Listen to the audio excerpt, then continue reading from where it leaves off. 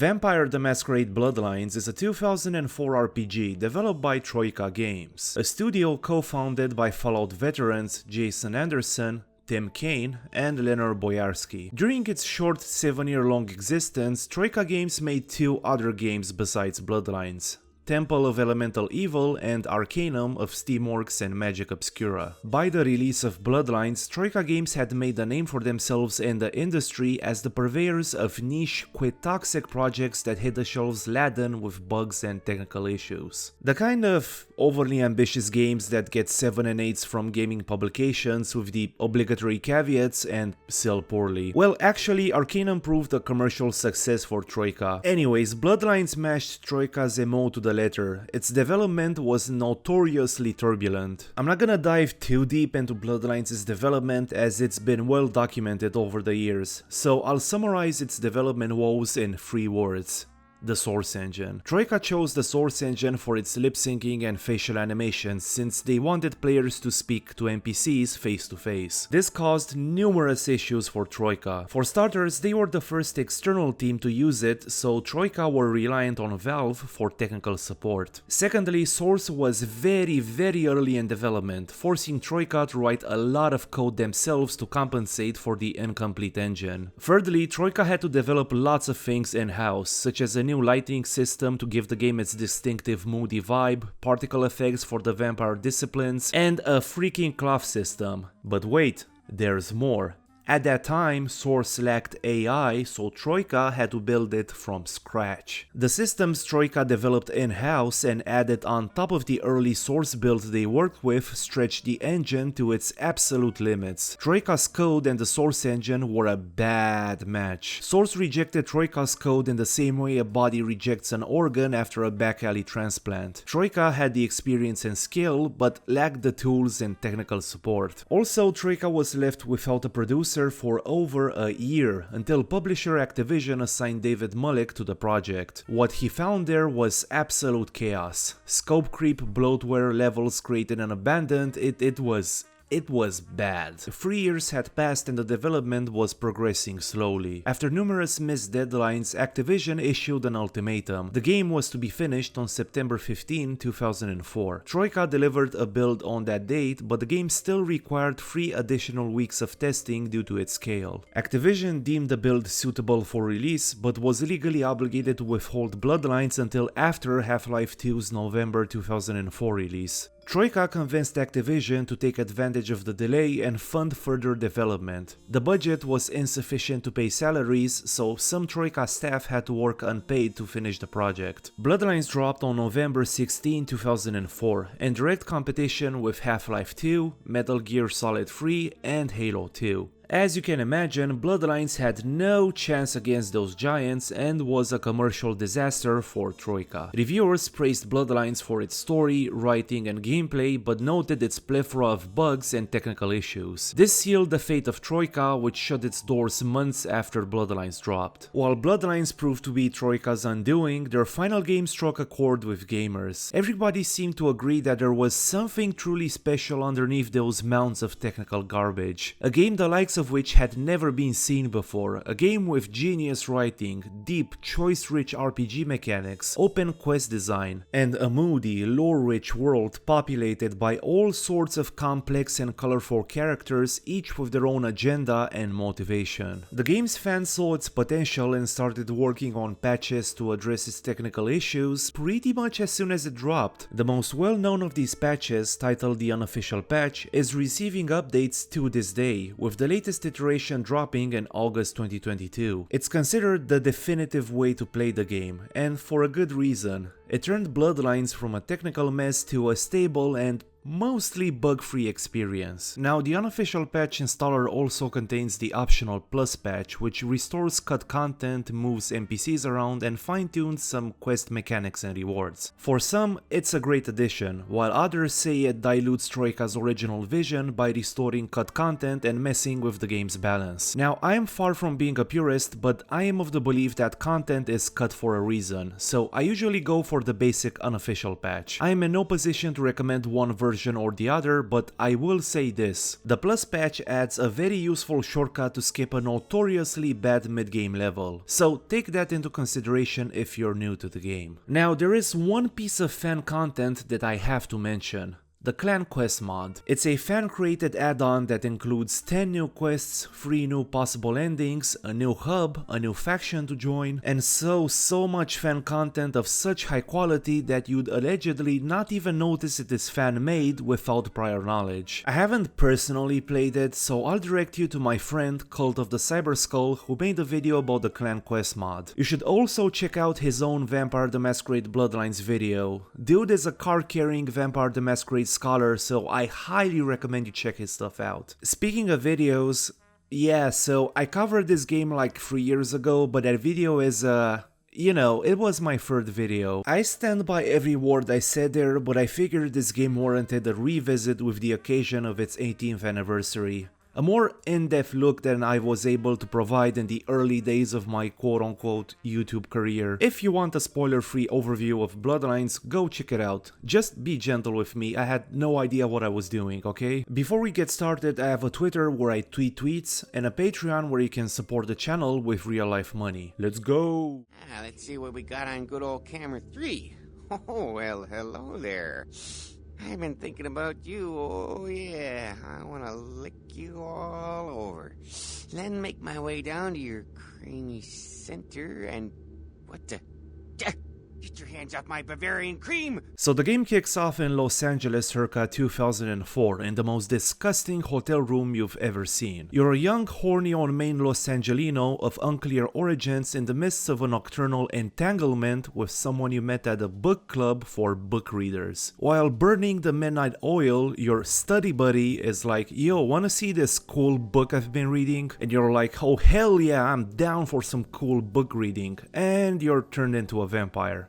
Whoops. Like 5 seconds later, you're kidnapped by the vampire police and brought before the Camarilla court. The Camarilla is the official, self-proclaimed governing body of the Kindred. Kindred are what vampires are called in this universe. This is Sebastien Lacroix, the Kindred Prince of Los Angeles, and he's very angry that your study buddy had the audacity to sire a Kindred without the Camarilla's authorization. Anyways, the punishment for siring Kindred without asking for permission is final death to both sire and fledgling, meaning you, the new vampire. To sire for obvious reasons. To fledgling because something, we can't have young vampires roaming the nights aimlessly without the guidance and mentorship of an older vampire or some bullshit reason like that. Your sire is executed, and you're spared at the last moment thanks to Nines Rodriguez's intervention. In a moment of political shrewdness, Lacroix is like, yo bro, bro chill, that was my intention all along, like,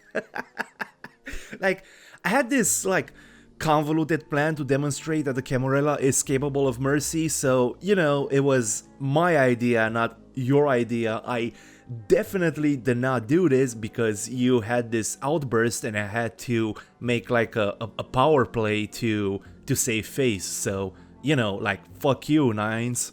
Also, my wife took the kids. So here's the thing. Nines Rodriguez is the spiritual leader of the Anarchs, a loose faction of rebel kindred that rejects the Camarilla. For them, the Camarilla is nothing more than a rabble of privileged, power-tripping control freaks that enforce antiquated laws and arbitrary rules to control the kindred. That will be the Masquerade, an ancient organized campaign enforced by the Camarilla to keep the existence of vampires secret to humans. The Camarilla believes that without the Masquerade, humans, or kind to respect kindred nomenclature, would rise up and exterminate vampires. There is another layer of complications that causes tension between the Anarchs and the Camarilla beyond what we've discussed so far. The fact that the Camarilla have no business being in LA in the first place, as they've been banished by Anarchs more than 50 years before the start of the game.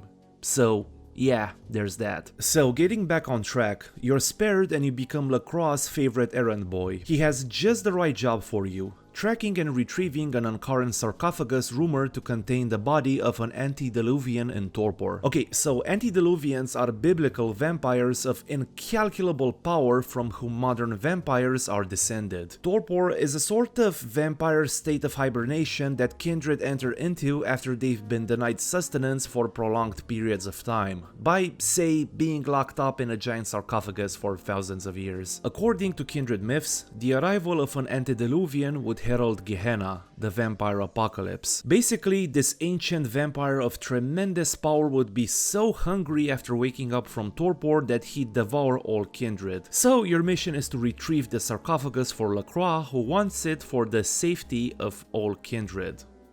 Look, I get it, that's a lot of info. Camarilla, Kine, Kindred, Antediluvians, the Masquerade. But trust me, I'm doing this now to provide context for later. So, with the story premise out of the way, we may as well talk about the world itself. Vampire the Masquerade Bloodlines takes place in early 2000s Los Angeles. The game is set in the World of Darkness, a gothic punk setting where vampires, werewolves, demons, ghosts, and other supernatural critters have been shaping human history from the shadows. The World of Darkness is actually the setting for the tabletop role-playing game series of the same name. The tabletop game is known for its focus on setting, lore, overarching narrative, and social dynamics. Troika's primary goal with Bloodlines was to bring all of the elements that made the World of Darkness setting distinctive to life. More specifically, the rich lore, the politics, the sleaze, the shadowy supernatural forces that have been influencing the course of history through their bickering and infighting without the humans even getting a whiff of their existence. And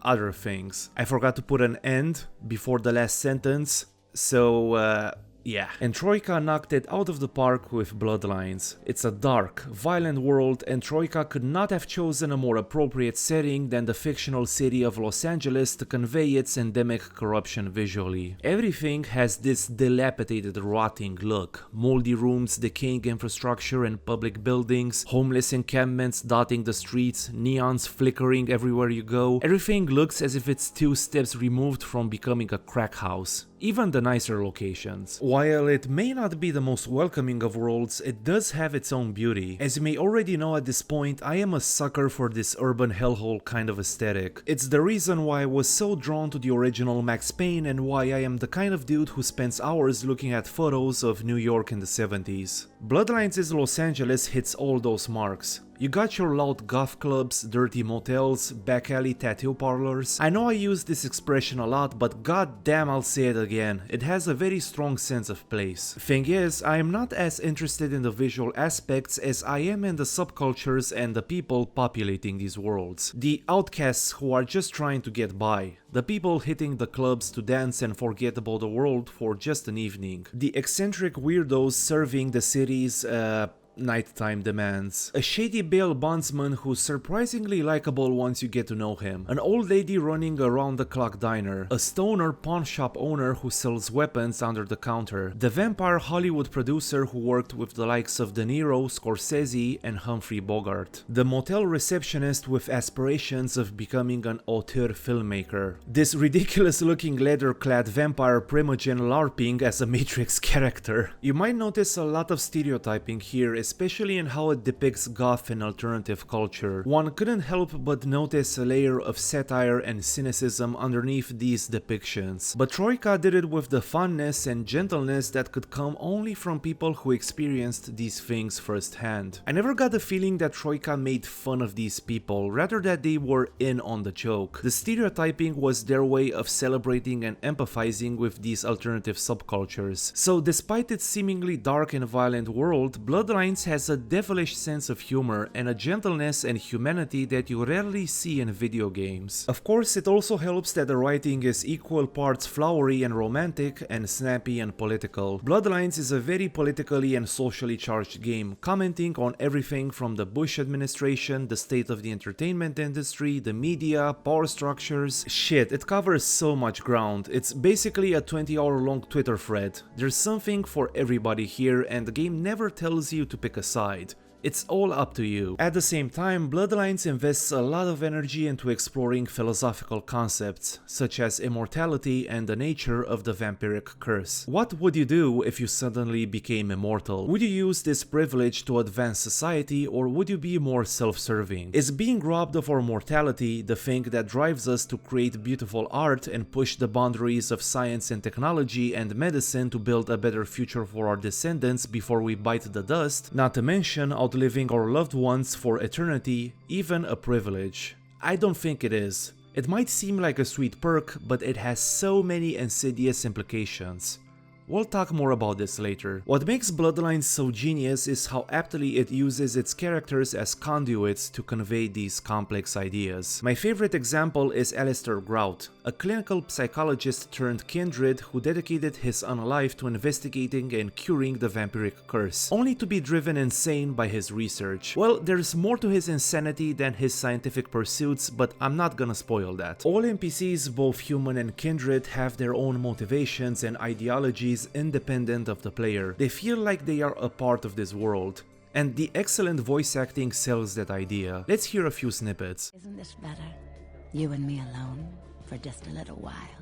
Away from jihad and the nonsense, and the dangers. Just the two of us.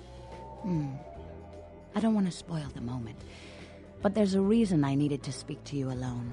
Player, what's the score? How they hang? Good evening and all that commotion. Welcome to Fat Larry's Trucker Mac, the only store for all your needs after 10 o'clock. I am the proprietor and salesman of the month several years in a row. The ladies call me, oh God, but you can call me Fat Larry with a F-A-T, cause I know I got a weight problem, I just don't give a fuck. What the? Oh, you did not just try and run a trace on me. All right, take that. Oh yeah. Yeah, I hope you backed up that server tonight. Boss is gonna be real pissed when his mom starts getting love letters from porn sites. What? Oh, yeah, hold on a sec. Oh my God, are you kidding me? What are you using for security down there at Trash 80? Guys, it's called encryption. This is too easy. I'd let you off the hook, but stupidity always brings out the asshole in me. Hey! Oh man, you're a vampire, aren't you?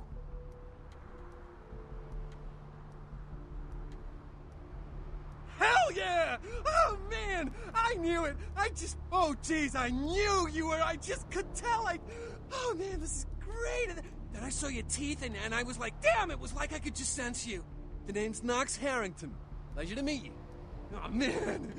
There are a lot of standout characters. One of my favorite characters is Mercurio, a former New York City wise guy turned ghoul for LaCroix. I wish he had more screen time because man, I could listen to him talk all day. He is so charismatic. It's a great world that will absorb you like few other games. Again, I will circle back to some of these ideas later in the video, so let's move on to the gameplay. Specifically? So the first thing you do in this game is choose a clan. Well, actually, it makes you solve this very funny and unhinged quiz to determine your clan, but you can skip it and go straight to the clan selection screen. Now, Bloodlines provides 7 playable clans. To understand how the clans fit into the game, we have to understand some basic mechanics. So, this is your character sheet. Looks intimidating at first glance, but it's actually pretty straightforward. This is your humanity. Humanity, measured with a scale ranging from 0 to 10, represents how closely vampires cling to their humanity. You're penalized when you do awful shit, like, I don't know, say sending an innocent to have their blood harvested by a psychopathic clinic receptionist. Reach a humanity level of 0 and you're completely lost to the beast. This has gameplay implications, as a vampire who has succumbed to the beast is physically unable to control their bestial urges, attacking humans and feeding on them without discrimination. condition, and thus breaking the Masquerade by default. Which takes us to the Masquerade, which is also measured with a scale, this time from 1 to 5. Every time you do hot vampire shit in public or impede the preservation of the Masquerade through your decisions during quests, you lose 1 Masquerade point. Reach 0 and you'll start being hounded by vampire hunters. Now, it's worth mentioning that you're not really ever in danger of reaching 0 humanity or 0 Masquerade, unless you're going out of your way to do so. Humanity can be replenished with skill points, and quests will give you plenty of opportunities to redeem the Masquerade. Finally, we have attributes, which are physical, social, and mental,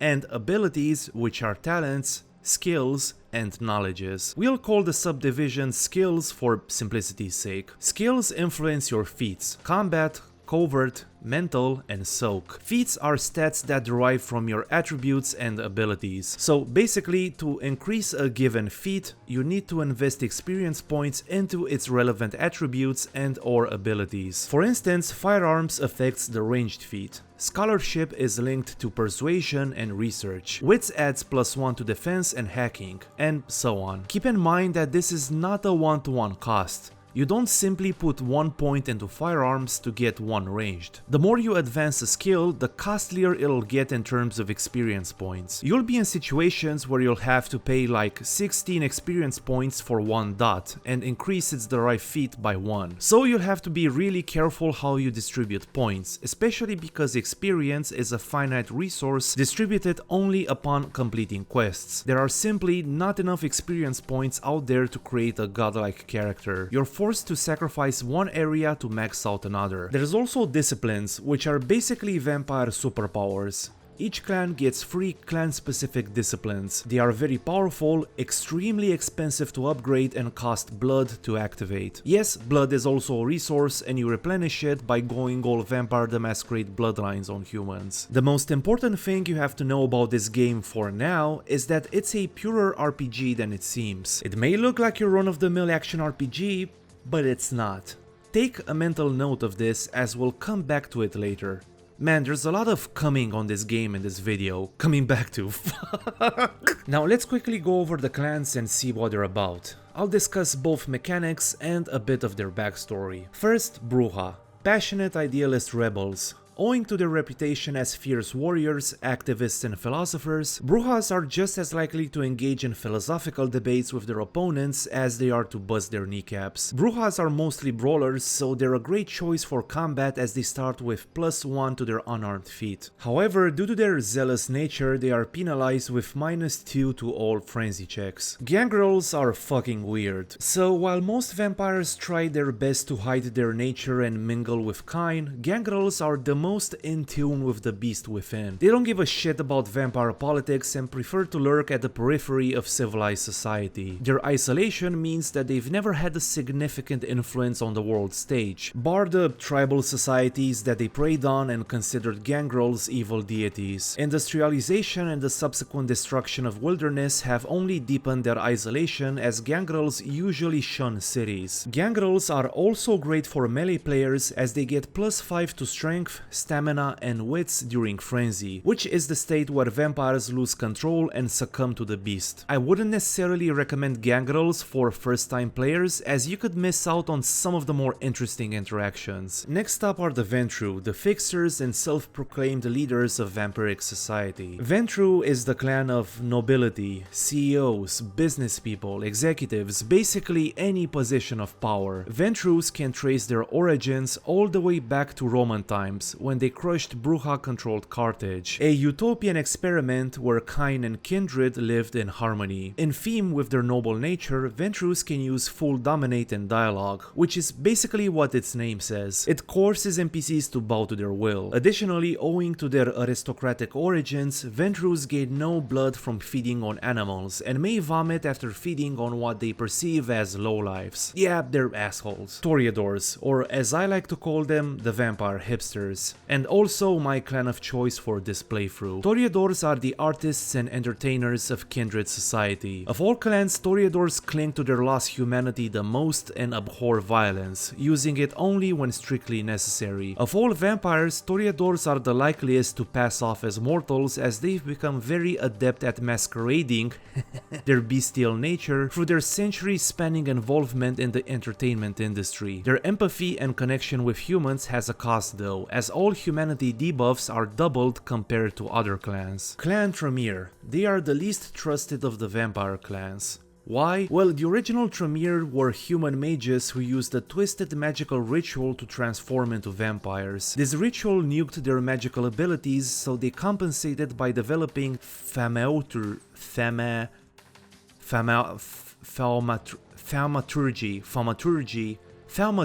a blood magic based discipline unique to their clan. The fact that Kindred considered the Tremere creepy says a lot about how this clan operates. The last two clans are Nosferatu and Malkavian, but I'll save those for later. So the reason why I spend so much time going through the clans is because your choice of clan shapes your gameplay experience in ways that you might not even notice on a first playthrough. For one, your clan affects how vampires, both from outside and inside your clan, perceive you. This has social and mechanical implications. Fellow clan members may be friendlier with you, which can result in unique dialogue lines and different quest rewards. Clan dynamics and politics also play an important role, as they can affect quest structure. Let's take the quest where you have to deal with a gargoyle in Hollywood as an example. If you play as any other clan other than the Tremere, you should get the quest from Isaac Abrams, the Toreador Baron of Hollywood, solve the gargoyle problem, and return to Isaac to drop the quest.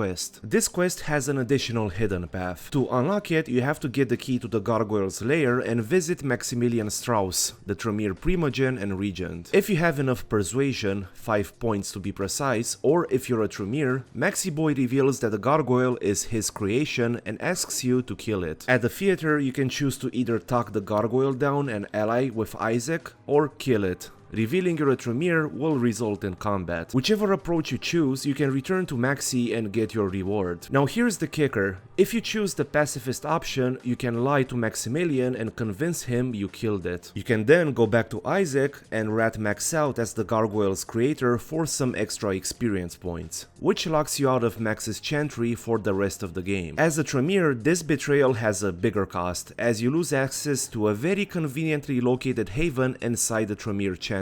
And this is just the tip of the iceberg. It goes even deeper than this. There are two clans, the Nosferatu and the Malkavian, that are so transformative that they may as well be their own games. I'll let my friend and fellow YouTuber Cult of the Cyber Skull take over this section.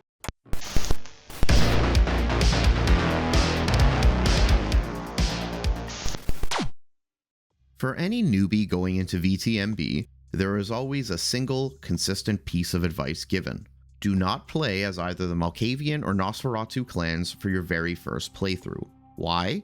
Well, simply because those two clans have some rather unique mechanics that radically change the way one experiences the game. And these experiences are best left to players who are familiar with what Bloodlines has to offer. Of course, nothing in the game itself prevents you from picking either of these two clans if you want to. And sure, a new player may not be aware that, say, the cryptic nature of the Malkavian's dialogue actually sometimes gives away subtle story spoilers, but not being aware of what's changed just means that you might be in for an experience that's confusing at best or miserable at worst.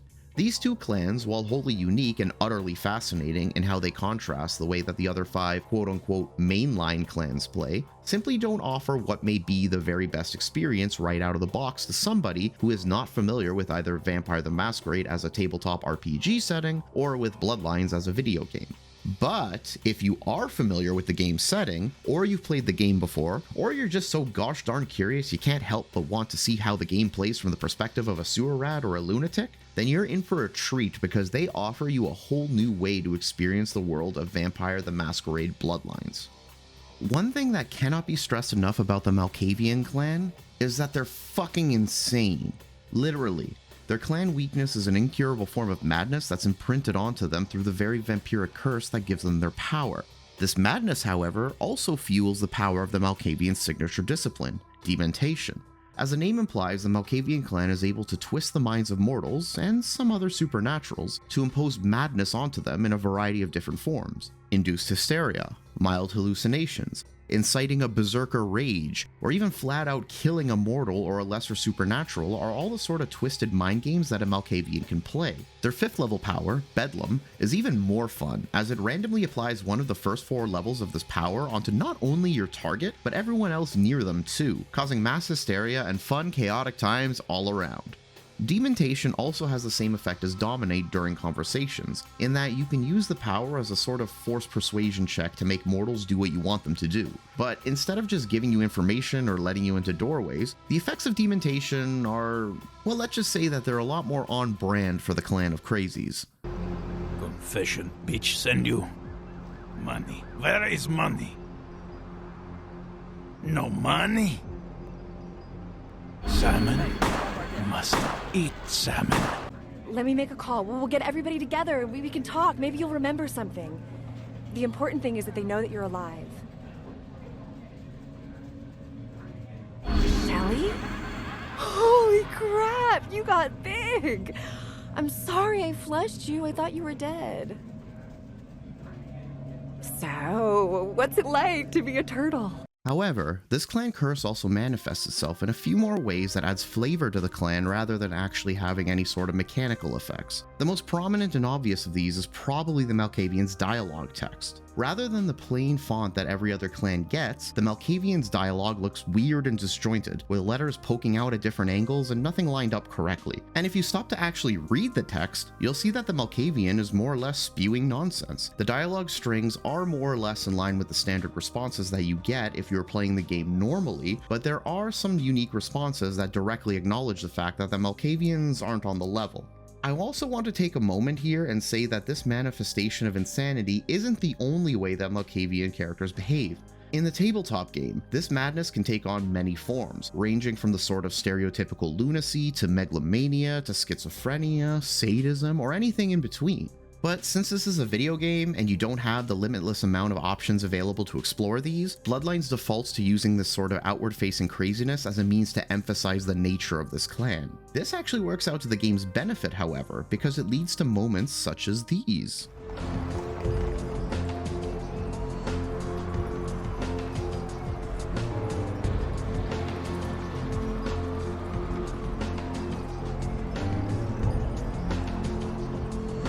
Or their discussions with TV news anchors that allegorically comment on the character's particular situation. Did you hear the one about the tuna and the chef? A tuna walks into a sushi restaurant, says to the chef, "Hey, you killed my father." Chef says to the tuna, "That's my business, fish." Tuna thinks about it, says, "Then I challenge you to a game of chess. If I win, you stop being a chef forever. And if I win," asks the chef, "you can feed me to your customers." Tuna replies. So the chef and Tuna play chess. Tunas love to play chess, so in a few moves, the chef was checkmated. "Well, looks like I win," says the tuna. Chef nods and plunges his knife into the fish's belly. "But I won," says the tuna, as he feels the knife wiggling into his guts. "So did your father," says the chef. Finally, the last unique feature that the Malkavians get are the random whispers that you'll hear as you play through the game. It's not confirmed, but I believe these whispers are one of two things. The first is that they could represent the madness network that all Malkavian vampires are a part of. Basically, it's a thing from the tabletop game where all Malkavians share a psychic link with one another, and Malkavians have greater or lesser skill in actually being able to tap into it, although it's not some form of mass communication one has access to. The other option is that these whispers are just the player's subconscious thoughts and feelings feeding information into the character's ego, essentially allowing their madness to make comments every now and then. Most of the time these comments are utter nonsense.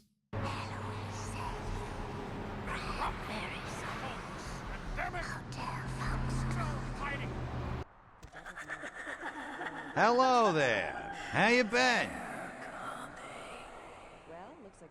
While other times, these whispers will actually give you hints about certain NPCs, albeit with the same sort of cryptic nomenclature as the dialogue text. I guess. The vicious beast. Either way, these whispers are a wonderful touch, and they delectably add another layer of immersion that goes a long way to helping demonstrate just how unique and terrifying the Malkavians' clan weakness is. Speaking of terrifying, let's talk about the monstrous Nosferatu clan. Where the Malkavian clan curse is more or less inward, the Nosferatu wear their curse on their sleeves. Well, actually more like on their flesh, really. There's a very obvious reason that they take their name from the iconic film starring Max Schreck. Or perhaps is it the other way around? Now, this creates a whole new set of problems when playing Bloodlines. Since playing a Nosferatu means that you're going to go through the entire game looking like a giant humanoid bat thing, you can't exactly navigate the game's hubs with the same freedom that the other clans can. Walking around in public not only causes people to run in fear of you, but your very freakish nature will immediately have the police and other street toughs attack and fight you. But those are the least of your problems. The bigger issue is that being out in public will net you a Masquerade violation. Get 5 of these and it's game over for you. Yeah, it kinda sucks being a living, or well, I guess unliving, proof that vampires exist. It closes a lot of doors that you would otherwise take for granted in a normal run. Fortunately, you're given a little radar in the corner of your screen anytime you're out in public and in danger of being seen. It will tell you where the nearest NPC is as an early warning system to give you a chance to make yourself scarce. Of course, that doesn't solve the problem of the city streets being more or less completely inaccessible for the Nosferatu, and naturally you will need to find a way to move around without being seen. Fortunately, that's where the game's sewer systems come into play. For the other clans, these exist as pathways that lead to certain quest areas that they'll visit once and probably never go to again, or it's a quick and easy way to avoid the police if they happen to be committing a crime. For the Nosferatu, these sewers are their highways, and if you plan to play one, get used to seeing all of this all the time because you're going to be spending a lot of time down here. But hey, at least you'll get really good at reading these maps and finding your way around, I guess. But that also means you'll miss out on a lot of the game's social aspects, since you're not exactly able to waltz up to an NPC in quite the same way you would if you didn't look like a deformed walking corpse. But that doesn't mean you're completely cut off from talking to everybody. Major NPCs are actually reworked to respond to your character in a way that feels natural while still retaining their importance as either plot drivers, quest givers, or merchants. And honestly, some of these interactions are hilarious. Simply being a Nosferatu and speaking to them leads to some of the most humorous interactions available in the game, and they make a Nosferatu playthrough worthwhile all by themselves. Damn, man! Don't be sneaking up on a brother with your crackhead skin disease test tube baby looking ass! Damn near shit my pants! I don't sell no soap, so what the hell you want? Yeah, what'll it be? Lord! Oh, sweet Jesus! And of course, vampire characters are well aware of your nature, so you'll be free to talk to them without any issues. Likewise, you won't be banned from any of the game's Elysia, which makes sense considering that they're all vampire-run havens anyway, though the clientele will definitely not want anything to do with you. But honestly, playing a Nosferatu isn't all that bad, and a large part of that is because I find that their suite of disciplines is just really fun to use. Potence is great because of the extra points of strength you get for all melee and brawl attacks, especially because that's the aspect of Bloodlines' combat that shines the brightest. Obfuscate is a fantastic discipline that, at higher levels, makes the game's stealth sections and even some of the latter combat sections a total cakewalk, simply by virtue of the fact that you become an undetectable ninja assassin. Though when it comes to animalism, the disciplines are a little bit more hit or miss. Summoning a spectral wolf to attack an enemy, or ghostly bats that will drain a victim's blood and deliver it back to you are fun, but the ravens that cause distractions and the burrowing beetle attacks are less useful. But hey, the game is all about experimentation with different builds, right? And with a set of vampire powers that reflect the Nosferatu's outwardly bestial nature and predilection to hide themselves, lest they breach the masquerade by offering even the slightest of glances of their twisted visages, you've got a few different options to help figure out what kind of vampire you want to play. And that about covers what sets the Nosferatu and Malkavian clans apart from the rest. I do have to give the game developers some serious props for going out of their way to make these two clans feel so radically different in how they play. Most other games would simply add some cosmetic and dialogue differences and call it a day. But Troika went above and beyond to flesh out the experience that you get while playing these two clans, and truly making them feel wholly unique. But that just goes to show how much priority was put into creating a game that is not only faithful to the source material, but offers the players so many unique choices in how they want to approach the story, both in terms of the gameplay moments that you experience and the freedom of expression you have during gameplay, but also in even going so far to bend the rules where necessary in order to establish thematic consistency. It goes a long way, and that's a huge reason why these two clans are so special comparatively. Just save them for a second playthrough if you really want to get the most out of them.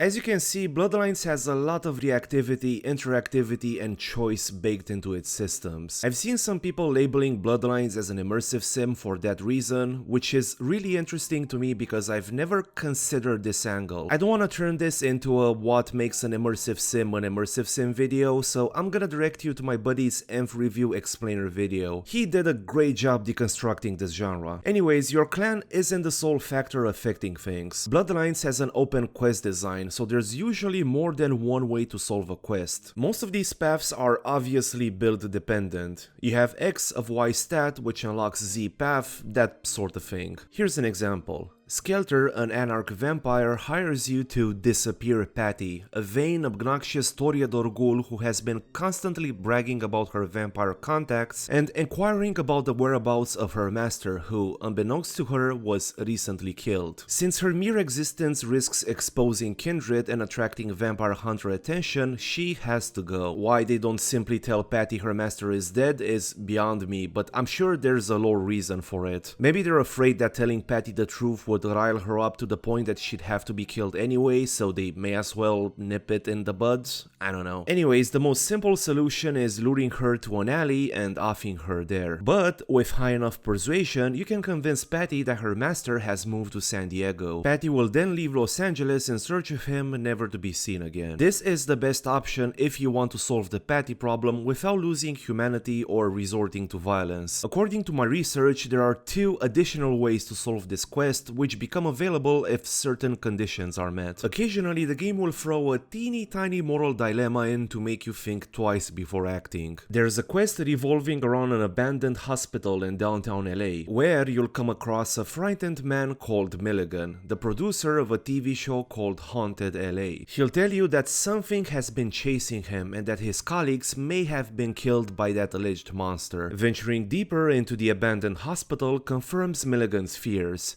They have indeed been gruesomely devoured by some kind of monster. Eventually you meet Pisha, the one responsible for the massacre. She is a vampire of the Nagaraja bloodline, basically flesh-eating vampires. They need to consume flesh because blood is not enough to sustain them. She quickly cuts you off and reminds you that a human who eluded her is a much greater threat to vampires than she is to humans.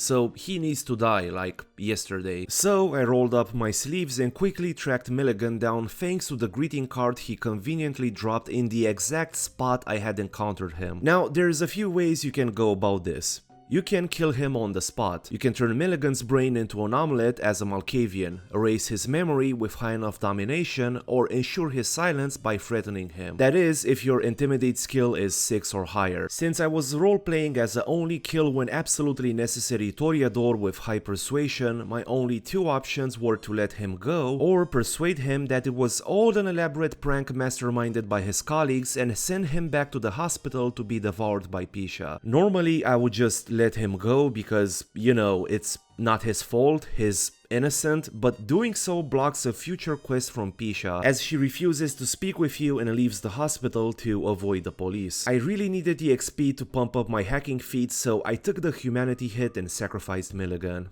Whoops. Oh yeah, you can also hack computers to read emails and open doors and deactivate cameras and shit. In true immersive sim tradition, computer logs will occasionally reveal door codes and item locations. One time I was casually browsing the logs of an apartment building's caretaker who'd been spying on the tenants, and I found the door code to a rich lady's apartment and one of his demented digital scribblings. Thanks for the free shit, you fucking psycho. See, that's the thing about this game, its systems are so interconnected that tackling them individually is nigh on impossible. Like, imagine you're with a friend, right, and you're trying to convince them to play a game that you really love. You lead with the basics and then you abruptly go into this rabbit hole where you're like, so if you do this, you can do that, but if you talk to an NPC and choose this specific dialogue line and give him that item that you got from another quest, this opens an entirely new path where pissing and shitting your pants in real life triggers 2 additional quests. Bloodlines is kinda like that. What's cool is that the game often hides solutions and alternate paths in plain sight.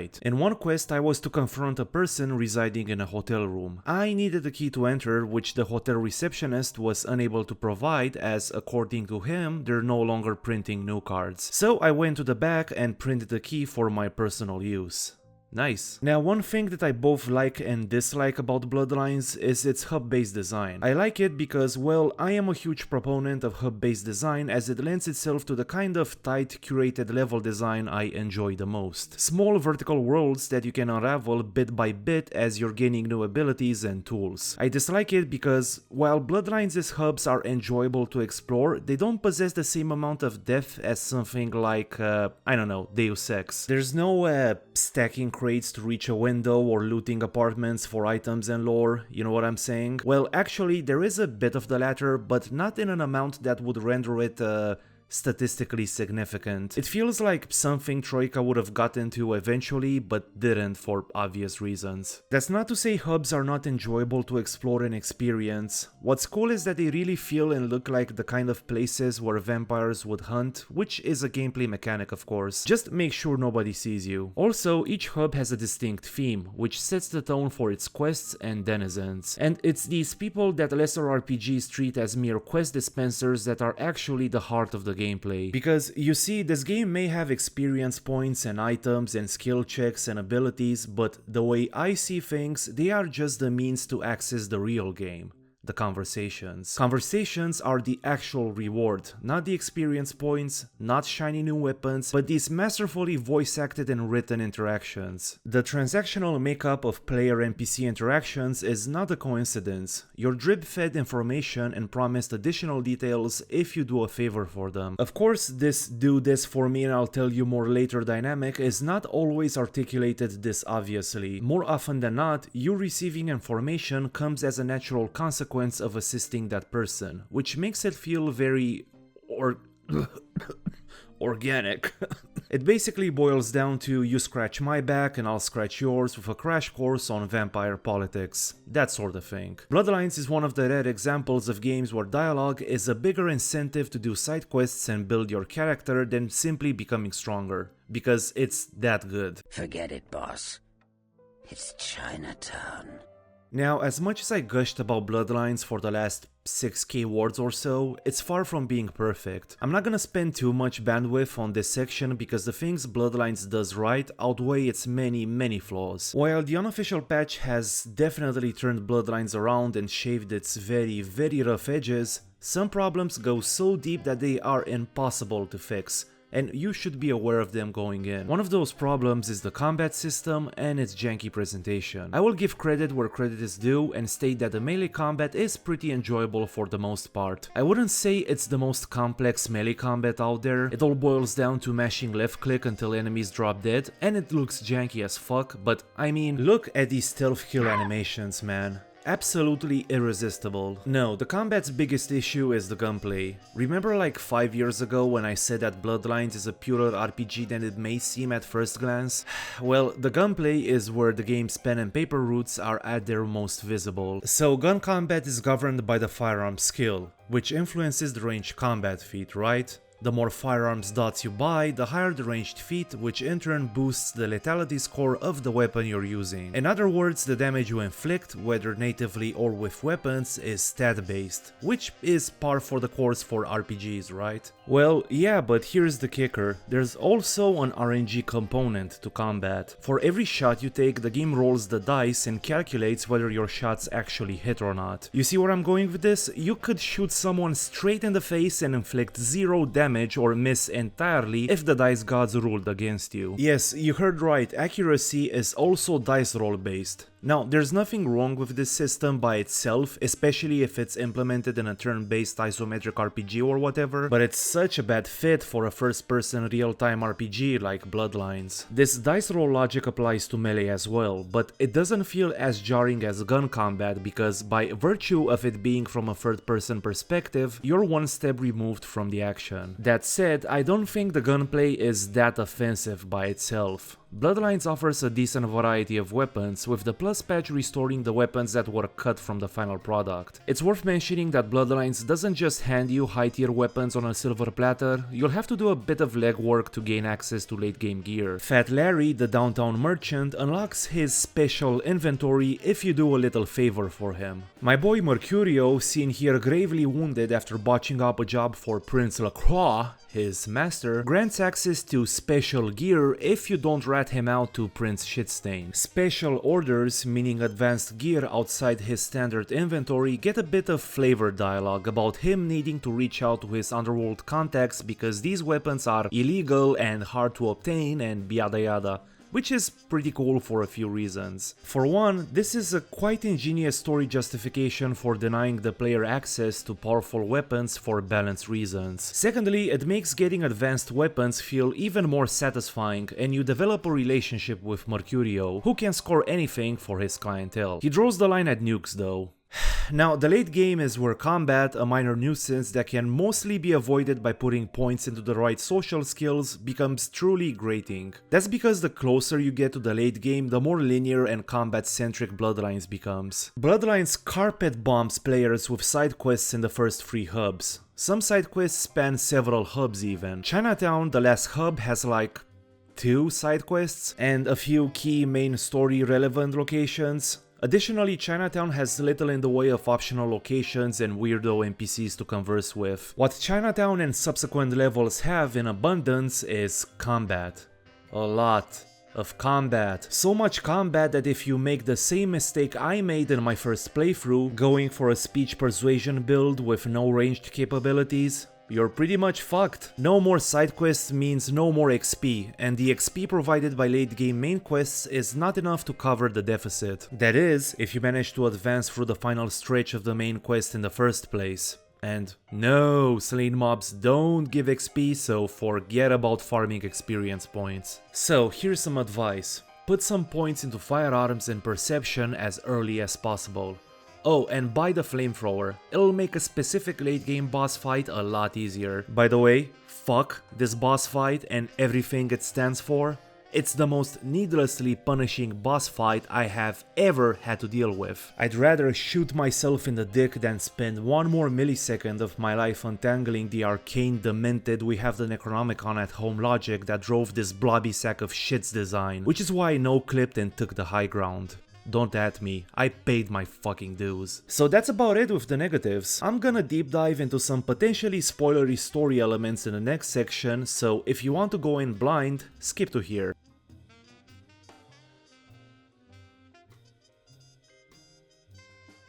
Alright, let's talk about vampire politics. That was just silly vampire politicking, fledgling. No more. You get used to that kind of thing.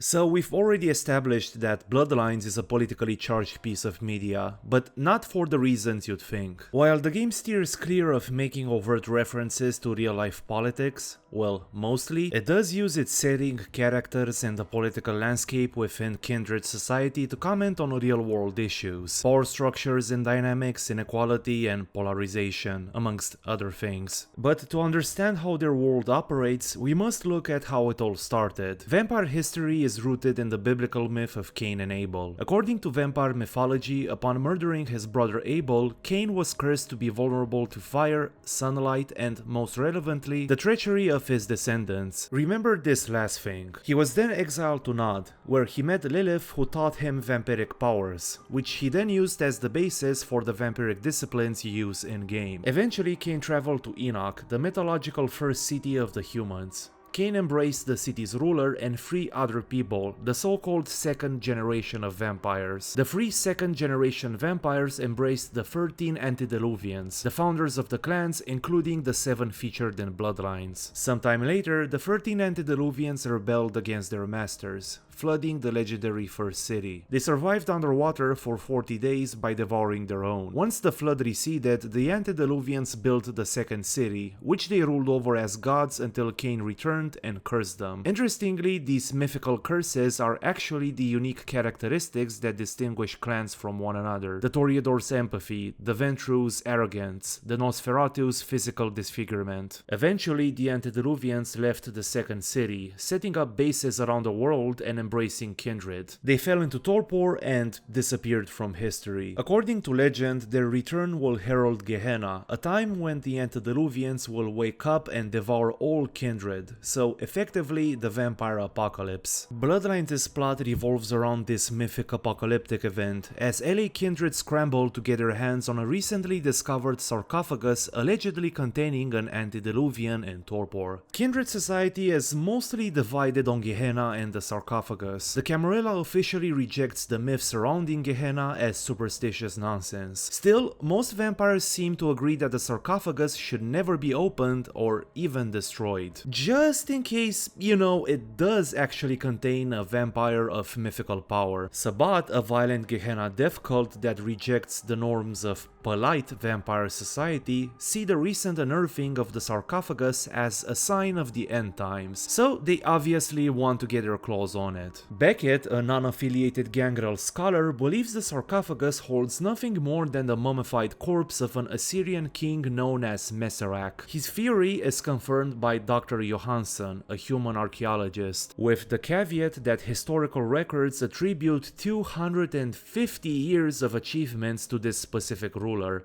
So it might be a vampire after all, or was it Assyrian propaganda? No one knows. And then there's Prince Lacroix, the Camarilla Prince of LA, who tasks you with recovering the sarcophagus because, dude, you know what would happen if it fell in the wrong hands? I'm not saying it contains an antediluvian and torpor, that would be insane. We don't believe in that shit, and I, a high-ranking official of the organization that states we shouldn't believe in that shit, believe the least in that shit. So you may as well hand this potentially world-altering ancient artifact to me. I promise I'll keep it safe. Yeah, Prince Lacroix wants to diabolize the... what do you call it? The antediluvian? That's when a lesser vampire devours a superior vampire, absorbing its powers in the process. This practice is very taboo in kindred society, and it's punishable by death for obvious reasons. So the same guy who almost executed you, an innocent, for being illegally embraced, wants to give the suck to a third generation vampire, a process which would make him stupidly powerful. Now here's why I spend so much time going through vampire mythology and the plot. It's because the writers use them as the basis for their exploration of the social and political dynamics within vampire society. Quick disclaimer, as I'm about to make some potentially spicy takes. What follows is my interpretation, my headcanon, so to speak. Aside from some brief dives into the World of Darkness wikis, I am using the game as the basis for my analysis. I also looked at the lore from a 2022 perspective, so keep that in mind. Alright, so it all started with Cain. Note how being betrayed by his descendants was part of his curse. That actually ended up happening during the Antediluvian Rebellion. But there's a more insidious facet to this curse. It has implications beyond the personal, as the real curse was to see his descendants propagate these dysfunctions throughout the generations. Seeing kindred society marred by infighting, bickering, and generations-lasting vendettas. Watching as unscrupulous, power-hungry vampires organize themselves in cabals that engineer and enforce arbitrary rules and laws. Witnessing vampires develop tools and systems of oppression to control fellow kindred. Whether the Camarilla believes in these myths or not is irrelevant, as Cain's curse went on to inform the dynamics by which kindred society functions. A cynical, transactional world that will chew and spit you out if you don't play by its rules. In some ways, their world mirrors the one inhabited by the very mortals they deem inferior, with one crucial difference. Vampires, these immortal apex predators, are forced to live their unlives in secrecy. Secrecy breeds a culture of intrigue and insularity. Immortality eventually leads to boredom, and secrecy in combination with the ennui of immortality is a recipe for disaster. So yeah, in many ways these vampires are exactly like us, which is exactly what makes them so interesting to analyze. Kindred played the same games as us, only on a much larger scale. To quote Slim Charles, "Game done changed. Game the same, just got more feds." One of the most interesting aspects to analyze is the Masquerade and how it informs the relationship between Bloodlines' two main cliques, the Camarilla and the Anarchs. The Masquerade, or rather the way it's enforced, is a generations-old source of dispute between these two groups. The Camarilla, the self-declared governing body of vampires, believes that now, with the advent of the internet and increasingly sophisticated surveillance technology, the Masquerade is more important than ever. According to the Camarilla, without the Masquerade, humans would rise up and exterminate them. The Anarchs, on the other hand, believe the Masquerade is nothing more than a bunch of arbitrary laws meant to control kindred, who, according to them, earn the right to do whatever they please by virtue of becoming vampires, within the limits of decency, of course. To quote Skelter, it's a bunch of common sense shit anyway. Don't kill, don't be an asshole, blah blah. And you know what? They do have a point. The Masquerade, at least in its current form, is a bit arbitrary. The Masquerade's core issue, the way I see things, is its lack of flexibility stemming from the Camarilla's unwillingness to adapt to the times. I can see its utility in the Middle Ages, when even a sideways glance could have you marked as a witch or whatever, but now?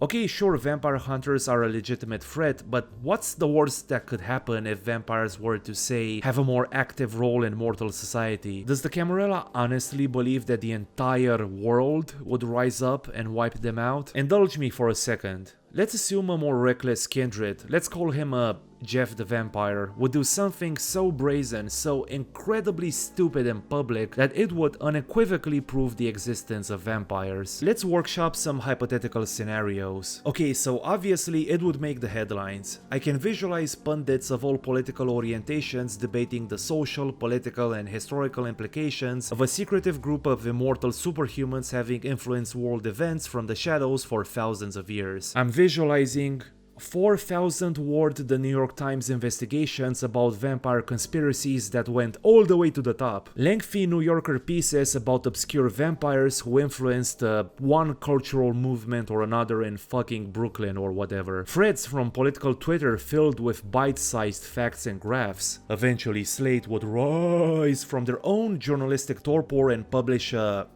800-word piece about the vampire millennial housing crisis. Okay, so yeah, this would cause a lot of ruckus in the media. But then you have the Camarilla, a literal monster of an organization with an ungodly amount of political clout. Imagine Toreador influencers collaborating with brands and spreading the message that vampires are not to be feared, that they're just a different species of humans. Nosferatu using their tech savviness to manipulate and optimize search engines and social media feeds to display vampire-friendly content. Ventrus oiling the same political machines that they set up in secret, but this time in the open. Imagine Brujas who by their very nature are drawn to human causes, actively participating in social movements. I think vampires have a lot more to gain by steadily opening themselves up to human society than living in secrecy, because the longer this lasts, the bigger the backlash when the inevitable happens. And I really believe that at the rate technology is advancing, preserving the Masquerade is just not feasible anymore, at least in its current iteration. Either they double down on the Masquerade to compensate for the risk posed by modern technology, which they kinda already do with great results as you can see, or ditch it altogether. The way I see things, the Masquerade as of 2004 is less about protecting kindred against a potentially hostile human population, and more about elder vampires holding onto the last bits of power in a world that's changing and ready to move on. And it's this clever exploration of social structures and power dynamics that makes Bloodlines so fucking brilliant. This idea of secrecy breeding a culture of intrigue and backstabbing, and how the writers tied it to the myth of Cain and Abel. While writing this section, I couldn't help but notice a layer of tragicomedy permeating this world, a deep sense of loss and melancholy, not necessarily for their lost humanity, but at the idea that these powerful beings, who could do so much if they just let their ancient grudges go and joined forces, have to spend the rest of their unlives trapped in this deeply dysfunctional world, constantly fending for themselves, trusting no one, lest they suffer the final death at the hands of someone they considered a friend. That they have to be on all the time. If that's the price of immortality, I don't think I'm willing to pay it. Welcome to Undeath, boss. Ain't it a hoot? Thanks for watching and welcome to the last outro of 2022. This has been one hell of a year, Jesus Christ man, where the fuck did 2022 go? I'm closing in on 3 years of YouTube and I honestly can't believe I'm still here rambling about games that are old enough to drive. This is all thanks to you, you wonderful people commenting and supporting me, and I couldn't be more grateful for that. I'm not sure what I'm gonna do next, but what I can say for sure is that this is the last video about an old game for a while. I feel it's high time I focused on games that don't require hunting for fan patches to run, so yeah, stay tuned for that. As always, a special thank you to my patrons whose generosity makes these videos possible. Happy holidays. I'll see you next year.